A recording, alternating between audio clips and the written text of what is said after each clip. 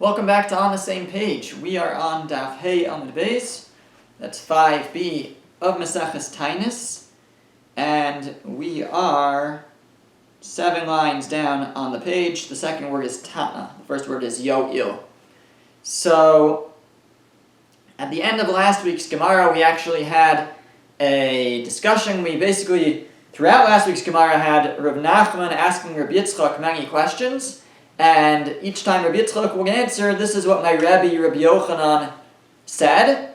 And that's going to continue now. The last thing that they discussed was a pasuk that says that Avodah Zarah, as interpreted by the Gemara, the Aveira, the sin of idolatry, is equal to 2 sins because you are both abandoning Hashem and you're also going after a foreign deity. Now, the Gemara contrasted the Jewish people abandoning Hashem with other nations who don't even abandon their idols. It quoted the pasuk that said, "Hahemer Goy Elohim v'hem Elohim." These other nations of the Kittim and Kedar, they haven't rebelled against their gods, and they're not even gods. And we, and his nation, God's nation, us, we've rebelled against God for no benefit. So that's where the Gemara picks up, and it says, Tana Kusiim ovdim le'esh. The Kusiim worshipped fire. The Kedarim ovdim l'mayim. And the people from Kedar, they worshipped the water. Ve'afapi sheyodim shamayim mechabing esaish. And even though the Kisim knew that water extinguishes fire, lo hemiru Elohehem, still they did not abandon their God. So ve'ami hemir kvodi or kvodo below yoel. And my nation has abandoned his honor, has abandoned Hashem for no benefit. So just to bring out the point. The Gemara brings a brisa that taught that the Kedarim worshipped fire, and the Kusiim worshipped fire, and the Kedarim worshipped water. The Kusiim knew that water puts out fire, and yet they worshipped it still. They still worshipped the fire.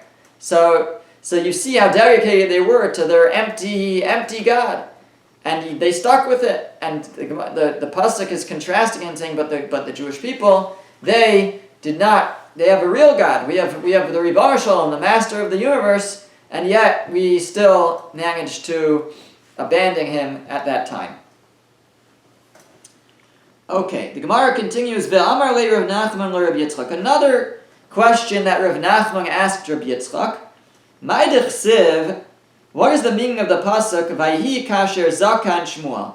It says in the book of Shmuel Aleph, it says in the 8th parak, and it was when Shmuel got older and he appointed his sons as shoftim, as judges, to take over for him. Umisiv Shmuel, the Gemara asks, Umisiv Shmuel kulihai, did Shmuel really get so old?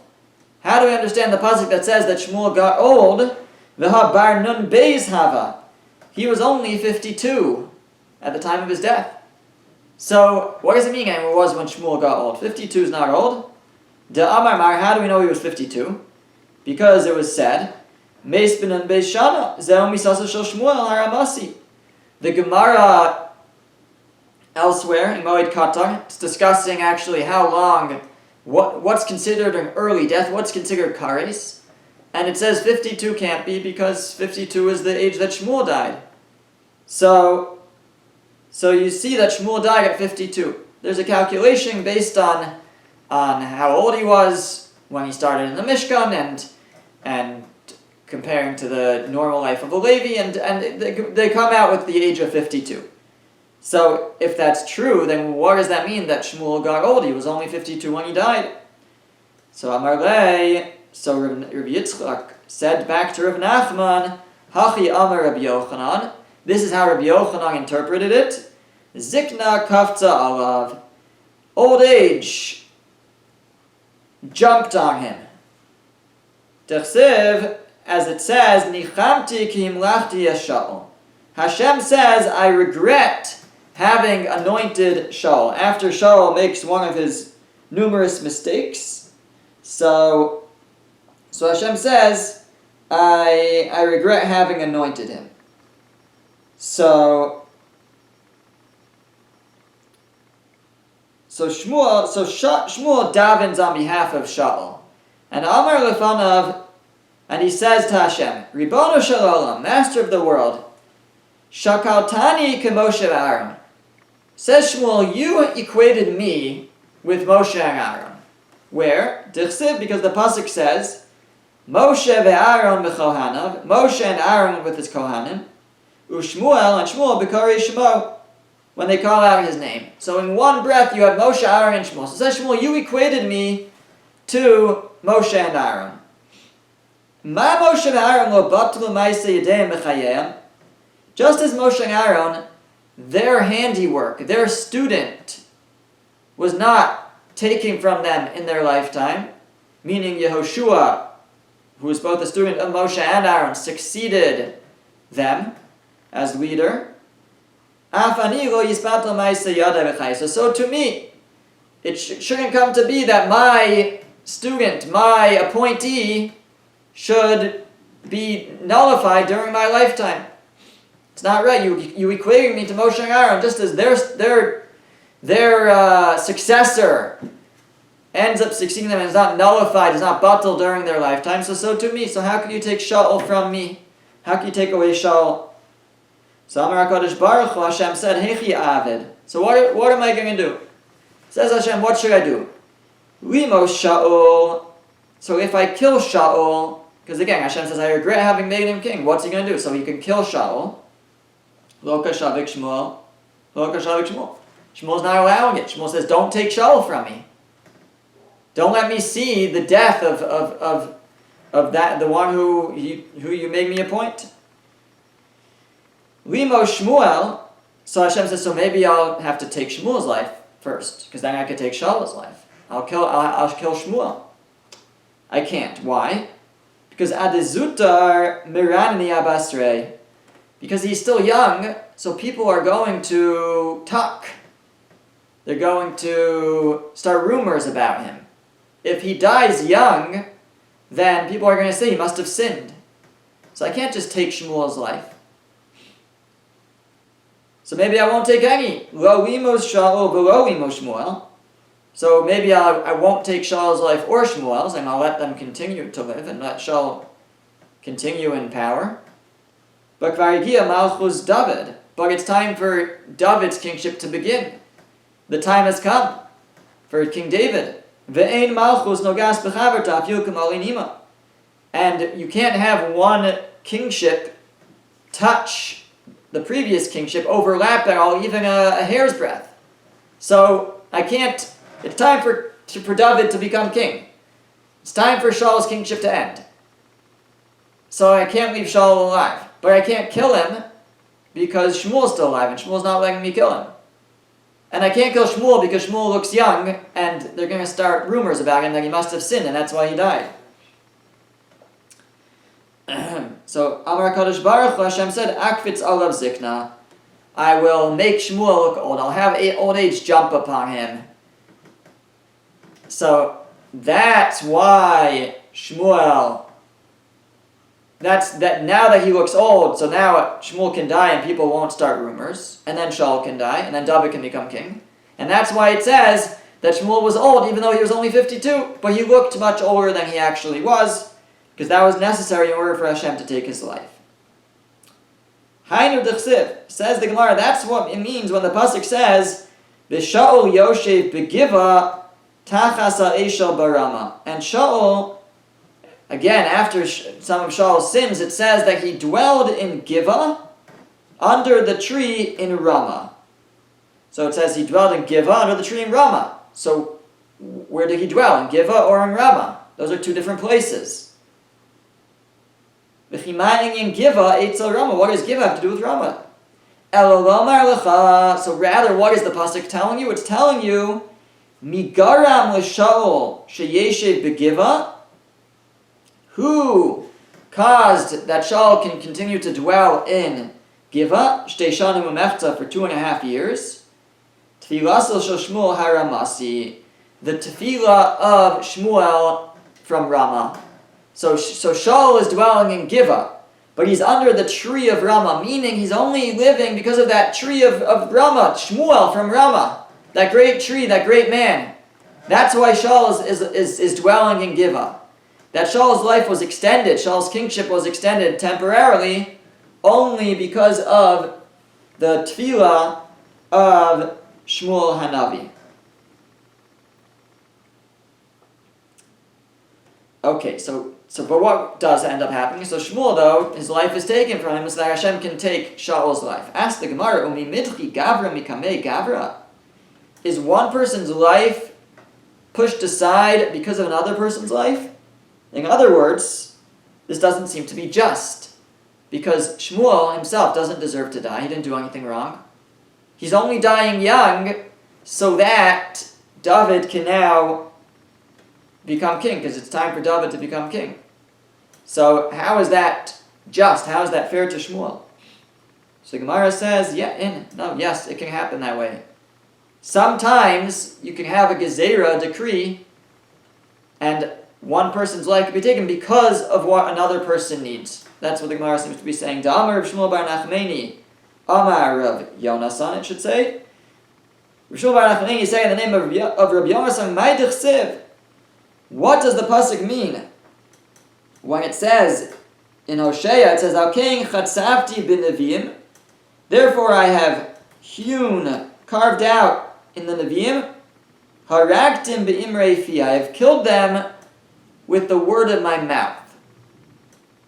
I have killed them by the word of my mouth. It sounds like, says the Gemara, b'ma'aseim lo nemar. It doesn't say I've killed them with their deeds, meaning that they deserved to die, these prophets that it's speaking about in this pasuk.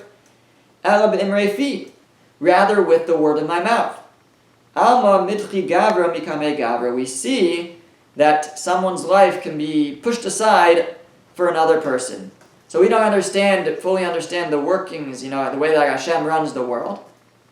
But the Gemara is showing that sometimes there can be a situation where someone has to die because of someone else, not because of their own actions. And that's what this pasuk is saying. It wasn't b'ma'aseim. It wasn't with the prophets referred to in this pasuk. It wasn't with their actions that they died. It was because of imrei fi. It was because of my decree, Hashem says. And the same with Shmuel in this case. Shmuel had to die for another person to make room for David, because in order for David to become king, Shaul had to be dead. In order for Shaul to be dead, Shmuel has to be dead. And that's why Shmuel's life was taken. Okay. Rav Nachman and Rav Yitzchak havu yasvi b'sudasa. Right? We know Rav Nachman and Rav Yitzchak talk a lot. So it says they were sitting at a meal together. Amar le Rav Nachman le Rav Yitzchak. Rav Nachman said to Rav Yitzchak, Lema mar milsa. Mar, master, say something. Tell me a Dvar Torah. Tell me a halacha. Tell me something. That's what Rav Nachman said to Rabbi Yitzchak. Amar le. So he said to him, Hachi amar Rabbi Yochanan. Rabbi Yochanan said, Eng mesichin besuda. You shouldn't talk while you're eating. Shema yakdim kana leveshet. Because it might go to the trachea, the windpipe, before the esophagus. Food is supposed to go down the esophagus, but it might go into the lungs if you're talking while you're eating. The yavalide sakana, and the person will be put in danger. So he said, I'm not going to tell you my Dvar Torah now, even though what he told him seems to be a halacha. Don't talk while you're eating, but that wasn't what he was going to tell him. Basar Desad, where after they finished eating, Amar le, so he said to him, Hachi Amar Rabbi Yochanan, this is what Rabbi Yochanan said, Yaakov Avinu lo meis. Yaakov, Jacob, never died. That's what Rabbi Yitzchak said to Rabbi Nachman in the name of Rabbi Yochanan. Amar le, so Rabbi Nachman said to him, V'chi bichti saftu saftanaya. Was it for nothing that they eulogized Yaakov? You're telling me he didn't die? It says that they eulogized him.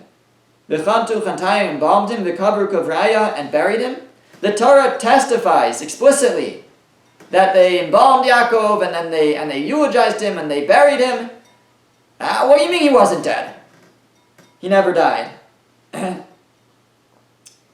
So Amar Le, so Rabbi Yitzchak said to him, Mikrani Darish, I'm darshing it from a pasuk. Fascinating thing, he says, I have a verse, you'll see in a moment where he's coming from, and it's enough to override all those verses that say that they buried him and they eulogized him. So Rashi says, so how do you understand what happened? Says Rashi, he seems to be saying they thought he was dead, but he wasn't really dead. That's what Rashi says. Other Mefarshim, other commentaries, take a different approach, and they say, no, certainly physically he was dead, but in some way he was still alive. Either he was guaranteed Tchias HaMesim, or that he would be revived. More, an approach like that. Rashi actually takes it at face value and says he was really still alive, and he's still alive to this day, and they just thought they were burying him. So where is Rabbi Yitzchak coming from? Amar Le, Mikra ani daresh. I'm learning it from a pasuk. Shenemar, because the pasuk says in Yirmiyah, it says V'ata, and you Altira Avdi Yaakov Nu'um Hashem. Hashem says, don't fear my servant Yaakov. Do not fear. V'atechas Yisrael, and do not tremble. Do not show fear Yisrael. So you have my servant Yaakov, and you have Yisrael. Ki hineni Moshiacha me'rachok, because I will redeem you from afar. V'zaracha me'aretz shavim, and your offspring from the lands of captivity. So I will redeem you. Do not fear, because I will redeem you. So it says, my servant Yaakov do not fear, and Israel do not fear. So Israel sounds like the Jewish people at large, but my servant Yaakov sounds like Yaakov, just Yaakov. Makish hu Lazar explains the pasuk, the Gemara, the pasuk seems to be comparing him to his offspring. Mazara b'chayim, afu b'chayim. And just like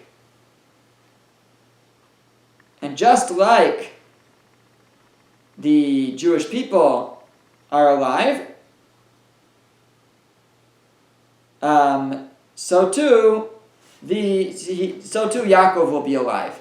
We're just looking at Rashi now. Rashi actually seems to learn it that it's looking at the end of the pasuk, not just the word Yisrael, but that Hashem says, Hini Moshiacha me'rachok ve'esarach. I'm going to save you and your offspring. Who's you? I'm going to redeem you and your offspring. Who's you? You is Yaakov. So just like the offspring will be redeemed alive, so too Yaakov will be redeemed alive. That's what you see from this pasuk. And again, what does it mean that Yaakov's alive? So as I mentioned, Rashi says he was never dead. He never died, and they thought he was dead, but he wasn't. And other Mepharshim say no, he died physically, but in some way his soul lived on, different than you would have otherwise assumed. Amar Rabbi Yitzchak. Rabbi Yitzchak now says something on his own. Kol ha'omer rachav rachav miyad nikri. Whoever says the name Rachav twice immediately becomes a bow carry, has a seminal emission. Who was Rachav? Rachav was the woman who sheltered Pinchas and Kalev. When the Jewish people first entered the land of Israel, they sent 2 spies ahead of them. Yoshua sent 2 spies ahead, Pinchas and Kalev, and she sheltered them. And the Gemara is telling us she was very beautiful, very attractive. And Rabbi Yitzchak says if a person says her name twice, that's enough to incite lust, and they'll become a bow carry, they'll have a seminal emission. Amar le Rav Nachman. Rav Nachman said, Ana amina v'lo achpat. I said her name and it didn't affect me. So Amar le, so Rabbi Yitzchak said back, Ki kamina, when I said this, who was I talking about? Biyoda uvimakira. It's talking about someone who knew her and who recognized her, knew her personally. Tosfos says Yoda knew her means Bala, had a sexual relationship with her. And then and as seeing her. Then, in the future, if that person would say her name, that would be enough to incite lust. And the lesson just seems to be that a person has to realize that many things can bring on lust, even just the mention of someone's name who one had a previous attraction to, that itself can bring about taiva, can bring about desire. And a person has to be careful.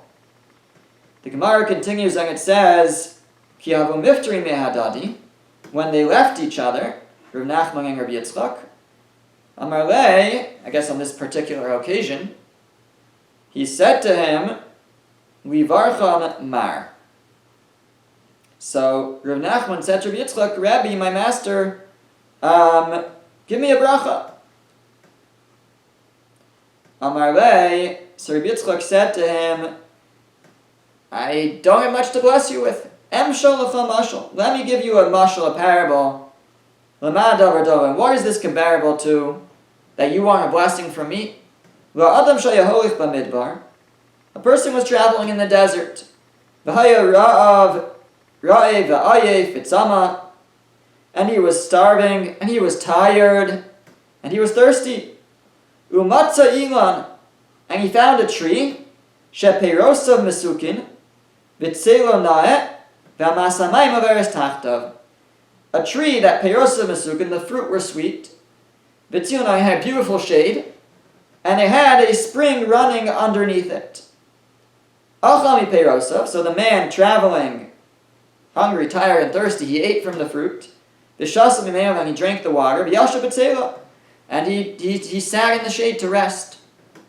Amazing experience. Ukeshabikesh leilech, and when he wanted to leave the tree, Amar, he said, Ilan, Ilan, tree, O tree, Bama avarechacha. How can I bless you? What blessing can I give you? If I tell you you should have sweet fruit, you already have sweet fruit. And if I would tell you that your shade should be nice, you already have nice shade. And that you should have water, a spring of water run underneath you, you already have that. So what can I possibly bless you with? My blessing is that any shoots, any offspring that you have should be like you. That's the blessing that this man will give the tree in the parable. So said Rabbi Yitzchak to Rav Nachman, Af ata, so you too. What can I bless you with? Im b'Torah. You already have Torah. Now there's a version that adds in some things here. The Bach quotes it. And if it's for greatness, you have greatness. If it's for honor, you have honor. And now we pick up from what we have. Osher, and if it's for wealth, osher, you have wealth. Banim, if it's for children, banim, you have children. So what can I bless you with, said Rabbi Yitzchak to Rav Nachman. Ella. So rather, the best blessing I can give you is Yehi Ratzon. It should be Hashem's will. Sheyehu tzetza'ei memecha kamoscha. That those who come from you, those who are your offspring, should be like you. That's the greatest blessing he could give him. Alright, and indeed it's a beautiful blessing to share with others as well. Okay, thanks for listening. See you next week.